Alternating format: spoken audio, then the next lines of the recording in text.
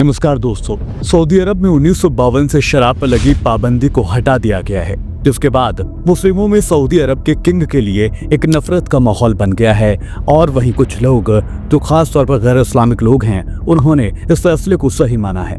लेकिन यहाँ कई सवाल भी खड़े हो गए हैं। पहला तो ये कि किंग सलमान की शराब की सेल शुरू करने के पीछे मंशा आखिर क्या है। दूसरा सवाल ये कि जब इस्लाम में शराब हराम है और हमेशा से रही है, तो क्यों 1952 तक लोगों को शराब वहां मिल जाया करती थी। आखिर क्या है शराब और सऊदी अरब का शराब से जुड़ा इतिहास, चलिए समझते हैं इस वीडियो में। दोस्तों, ये बात हम सभी जानते हैं कि सऊदी अरब में 73 सालों से शराब पर बैन लगा हुआ था, लेकिन अब सऊदी अरब के क्राउन प्रिंस मोहम्मद बिन सलमान ने इस बैन को हटाने का फैसला किया है और ऐलान भी कर दिया है, जिसके मुताबिक अब सऊदी अरब के कुछ जगहों पर शराब को खरीदने और बेचने की इजाजत होगी। प्रिंस मोहम्मद बिन सलमान के इस फैसले के बाद अब सऊदी किंगडम के 600 जगहों पर शराब बेची जाएगी। इसमें खासतौर से टूरिस्ट के लिए बनाए गए होटल्स, रिजॉर्ट्स और टूरिस्ट पैलेस भी शामिल होंगे। सऊदी अरब के नए न्यूम शहर सिंदाला और रेड सी प्रोजेक्ट जैसी जगहों पर शराब बेचने की इजाजत दी जा चुकी है। इस नए फैसले के मुताबिक सऊदी किंगडम में सिर्फ बियर, वाइन और साइडर को बेचने की इजाजत दी जाएगी। हालांकि जिन ड्रिंक्स में ज्यादा तादाद में अल्कोहल पाया जाता है, उनकी बिक्री पर अभी भी बैन यूं ही बरकरार रहेगा।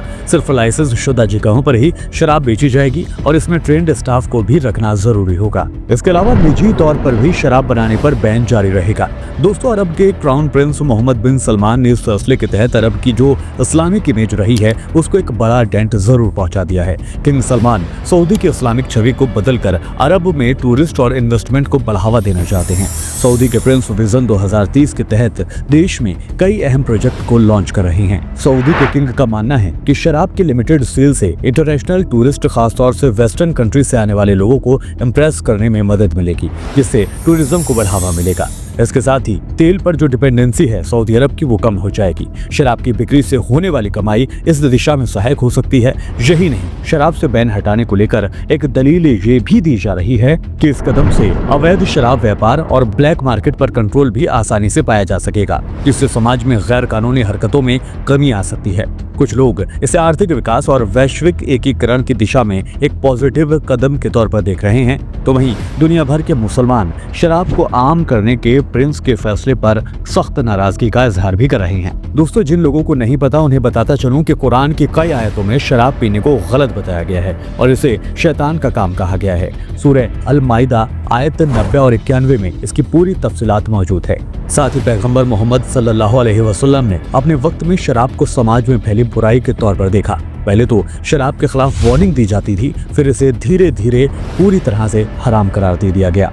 इस्लाम में शराब सीधे तौर पर हराम है और हराम चीज से की गई कमाई भी हराम ही होती है। ऐसे में इस फैसले से मुसलमान किंग सलमान से नफरत कर रहे हैं। दोस्तों, इतिहास से ये भी पता चलता है कि सऊदी में 1952 से पहले सऊदी अरब में शराब को लिमिटेड अंदाज में बेचा जाया करता था। सऊदी अरब में तेल कंपनियां, खासतौर से अरामको में काम करने वाले वेस्टर्न नागरिकों और डिप्लोमेट्स को शराब परोसी जाया करती थी। कई विदेशी दूतावासों और रियाद धारन जैसे शहर में रहने वाले विदेशियों के लिए शराब का इम्पोर्ट और सेवन आम सी बात हुआ करती थी। लेकिन साल 1952 में एक राजकुमार ने शराब के नशे में धुत एक ब्रिटिश राजनयिक की हत्या के बाद सऊदी अरब में शराब पर पूरी तरह से बैन लगा दिया गया था। लेकिन 73 साल के बाद फिर से एक बार अब सऊदी अरब में शराब को आम करने के फैसले का ऐलान किया जा चुका है। अब आपकी इस खबर पर क्या राय है? क्या ये फैसला वाकई सऊदी अरब की तरक्की की वजह बनेगा, या फिर सऊदी अरब आज एक पाक जगह न रहकर शैतानों की शैतानी का अड्डा बनता जा रहा है? आप अपनी राय हमें कमेंट के जरिए दे सकते हैं। फिलहाल दीजिए इजाजत। वीडियो पसंद आया तो वीडियो को लाइक करें, शेयर करें और हमारे चैनल को सपोर्ट करने के लिए हमें सब्सक्राइब जरूर करें। फिर होगी मुलाकात। नमस्कार।